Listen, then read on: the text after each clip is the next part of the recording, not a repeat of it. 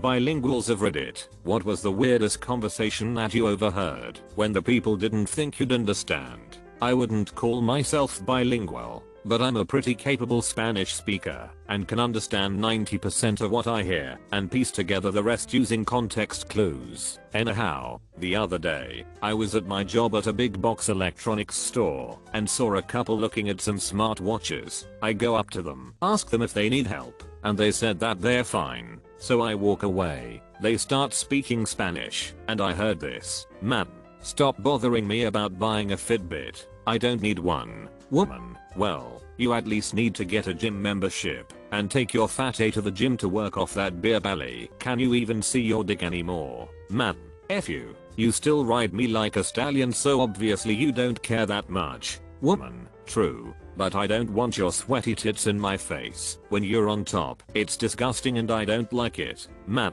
I don't like going down on you when you haven't shaved in a month. But you don't hear me whining because I'm a good husband who takes care of his wife. Woman, and I'm a good wife who takes care of her husband. But obviously I took care of you too well. Either you take your A to the gym and lose weight, or I stop cooking for you and no more sex for you. I'm perfectly content using the one you got me for our anniversary until you decide to stop being a fat A. Man, oh my god, I can't win. Fine, I'll do it. On a bus into town in Dublin, Ireland, two lads were speaking in Irish and they thought no one could understand them. For the first, while they were talking about nothing really, schoolwork and what they are going to do at the weekend. After about 5 minutes of them just talking about random shit, a very heavily pregnant woman and her what I would say obese husband get on the bus. The two lads, thinking the couple didn't have any Irish, starting taking the piss out of them and saying the child was going to be extremely ugly and so on. Everyone on the bus who could speak Irish looked visibly uncomfortable, but the couple seemed to be unaware of the tormenting that was going on behind their back. Until the next bus stop, the husband turned around, calm as could be, and started to tear into these guys, verbally of course, in Irish, telling them that they're scumbags and should be ashamed of themselves. It was beautiful to see their eyes going from full of glee to terror in an instant. They were then kicked of the bus by the bus driver. It was amazing. I'm Chinese, but very pale and tall, with off black hair, to the extent where some people think that I'm Eurasian. This is important because had it not been for my peculiar looks, I would not have been privy to a conversation which remains to be one of the funniest I have heard in my entire life. Anyway, I was in Marks and Spencer's in London, having my daily twirl around the salads and hummus, when all of a sudden I see a Chinese family donning raincoats, resplendent in their sun visors, and of course, all carrying umbrellas. Indeed, English weather is a most untrustworthy and changeable thing.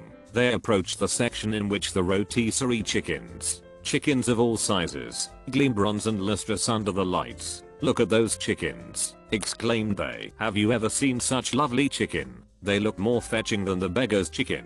Yes, this is a dish one may obtain in Shanghai. So I saw the man takes a medium-sized chicken, but the woman said, in a nagging, grating voice, "Husband, why is this chicken so small?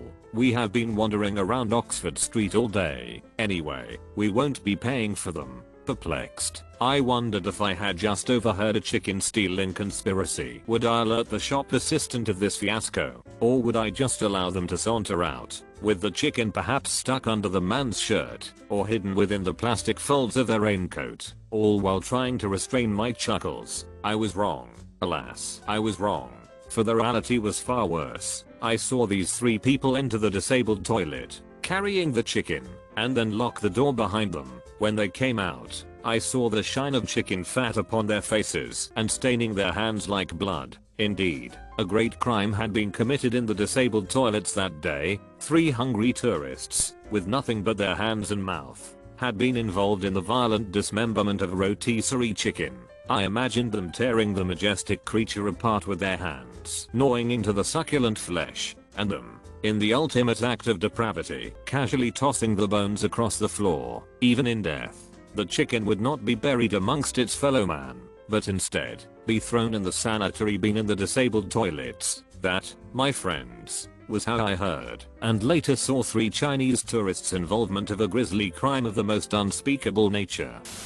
I was once in a long escalator ride with some South Korean tourists in an international airport. I happened to understand Korean and listened to them marvel over the darkness of an African man's skin for a couple minutes. The old lady said she'd never seen skin so dark. She thought it was fake. The young woman next to her said she'd love to try and scrub it and see if any of the color comes off on her washcloth. They stood there and talked about it until the man turned around and asked if they'd like to touch his hand in Korean. They freaked out. I was in the airport in Bangkok with my so and a friend when a group of Koreans sat down across from us and starting talking about us. We are all Western but all lived in Korea at the time and spoke varying degrees of Korean, with my friend being the most fluent. They were comparing my girlfriend and my friend's looks and were being pretty rude to my friend. Koreans can be rather blunt about things like that. Anyway, they got up to leave and one of them left her purse behind. I grabbed it and ran after her, calling to her in Korean.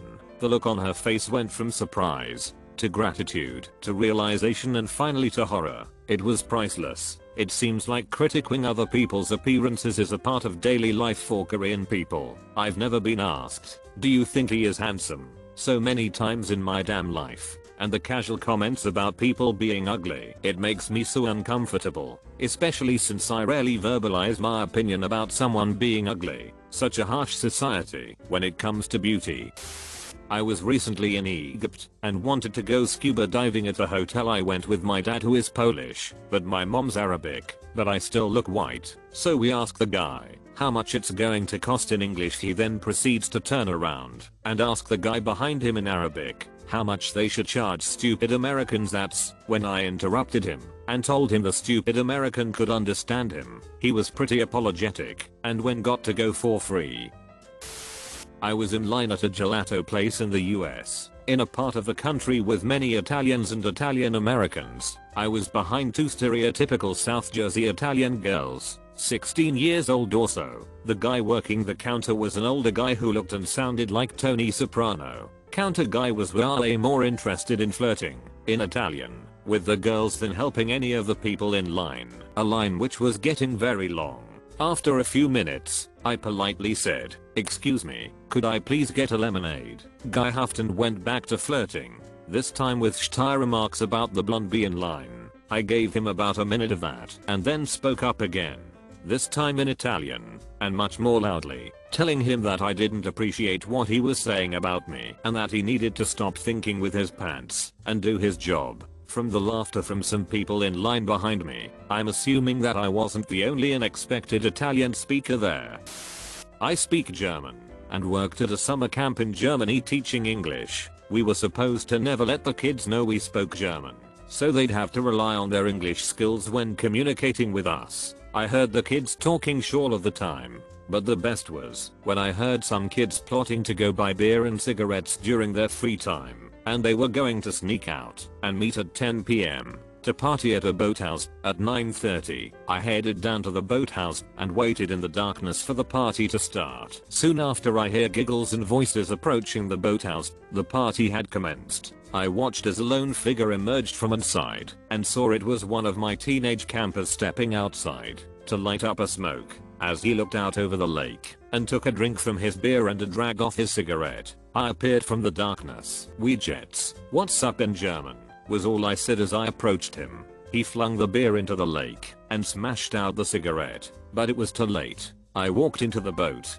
house to catch 10 kids drinking and smoking. I began chewing them out in German, a very fun language to yell in, and sent them back to their rooms. They pleaded with me not to get them in trouble, but rules are rules, and we had little kids at the camp to consider. I didn't feel entirely bad about it, since most of the kids we busted were dicks anyway. We ended up sending a few home, and for the rest of the camp session the counselors ended up drinking the confiscated beer and smoking the cigarettes at night. After it was lights out, that was a fun summer. So, I was in high school and my girlfriend and I are hanging out at the mall. We are holding hand, flirting, kissing, normal annoying couple things. It's close to closing time and I decide I want to go buy something on the other side mall. I tell my girlfriend I will run over and be right back. I'm run past a bunch of stores towards the elevator and see that is about to close. I call out for the people inside to hold it but no one moves. I managed to stick my hand out at the last second and stop the doors and get inside. I gave the two young mums with their strollers a what gives face and they returned with an unconvincing I'm sorry in a thick familiar accent. After I press my floor I just moved to the corner and then they start in Portuguese. Woman #1, what a little a-hole. Did you see the look he gave us? Woman #2, he must have just found out his girlfriend cheated on him. She was way too pretty for him. Look, he's so skinny. Woman #1, what craziness. She's not too pretty for anyone. Woman #2, laughs. American guys have to take what God gives though. Huh. I knew right away they were Brazilian. I'm Brazilian. I dressed preppy in HS and learned English young, so I barely have an accent at all. They assumed so wrongly. As the door opened for them, I hold the door with my hand as they pull the strollers out. They meekly give me an accented thank you in English. I smile, look at both of them as the door starts to close, and in perfect Portuguese I feel sorry for your daughters. I had just enough time to see their mouths drop. It felt so gratifying. But wait, there's more. As my girlfriend and I are leaving the mall, I'm telling her the story. She interrupts me and points down a level at the women and asks those two right there. It's was, and they were talking to a Brazilian friend of mine from school who's laughing. I yelled down at him in Portuguese, hey, Marcio, I met your friends. He laughs harder and they melt in shame. They learned a valuable lesson.